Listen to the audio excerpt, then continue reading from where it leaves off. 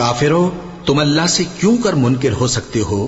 جس حال میں کہ تم بے جان تھے تو اس نے تم کو جان بخشی، پھر وہی تم کو مارتا ہے، پھر وہی تم کو زندہ کرے گا، پھر تم اسی کی طرف لوٹائے جاؤ گے۔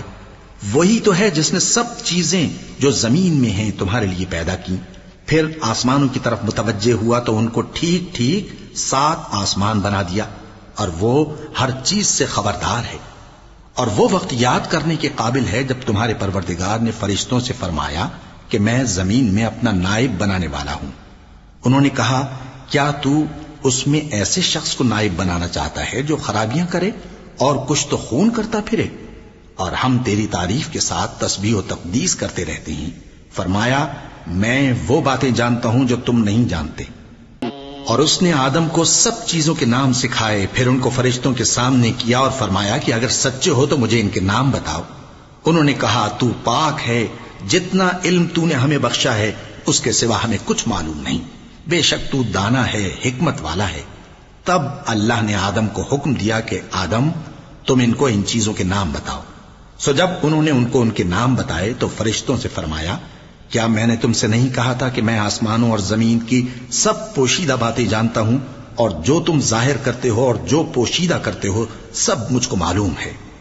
اور جب ہم نے فرشتوں کو حکم دیا کہ آدم کے آگے سجدہ کرو تو وہ سب سجدے میں گر پڑے، مگر شیطان نے انکار کیا اور غرور میں آ کر کافر بن گیا۔ اور ہم نے کہا کہ اے آدم، تم اور تمہاری بیوی بہشت میں رہو اور جہاں سے چاہو بے روک ٹوک کھاؤ پیو، لیکن اس درخت کے پاس نہ جانا، نہیں تو ظالموں میں ہو جاؤ گے۔ پھر شیطان نے دونوں کو اس درخت کے بارے میں پھسلا دیا اور جس عیش و نشاط میں تھے اس سے ان کو نکلوا دیا۔ تب ہم نے حکم دیا کہ بہشت بری سے چلے جاؤ، تم ایک دوسرے کے دشمن ہو، اور تمہارے لیے زمین میں ایک وقت تک ٹھکانہ اور معاش مقرر کر دیا گیا ہے۔ پھر آدم نے اپنے پروردگار سے کچھ کلمات سیکھے اور معافی مانگی تو اس نے ان کا قصور معاف کر دیا۔ بے شک وہ معاف کرنے والا ہے، بڑا مہربان ہے۔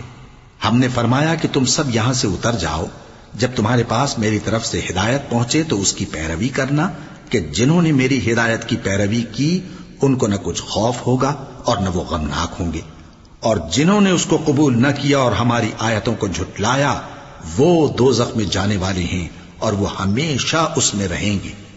اے آل یعقوب، میرے وہ احسان یاد کرو جو میں نے تم پر کیے تھے، اور اس اقرار کو پورا کرو جو تم نے مجھ سے کیا تھا۔ میں اس اقرار کو پورا کروں گا جو میں نے تم سے کیا تھا، اور مجھی سے ڈرتے رہو۔ اور جو کتاب میں نے اپنے رسول محمد صلی اللہ علیہ وآلہ وسلم پر نازل کی ہے، جو تمہاری کتاب یعنی تورات کو سچا کہتی ہے، اس پر ایمان لاؤ اور اس سے منکر اول نہ بنو، اور میری آیتوں میں تحریف کر کے ان کے بدلے تھوڑی سی قیمت یعنی دنیاوی منفعت نہ حاصل کرو، اور مجھی سے خوف رکھو، اور حق کو باطل کے ساتھ نہ ملاؤ، اور سچی بات کو جان بوجھ کر نہ چھپاؤ، اور نماز پڑھا کرو اور زکوٰۃ دیا کرو، اور اللہ کے آگے جھکنے والوں کے ساتھ جھکا کرو۔ یہ کیا عقل کی بات ہے کہ تم لوگوں کو نیکی کرنے کو کہتے ہو اور اپنے تئیں فراموش کیے دیتے ہو، حالانکہ تم اللہ کی کتاب بھی پڑھتے ہو؟ کیا تم سمجھتے نہیں؟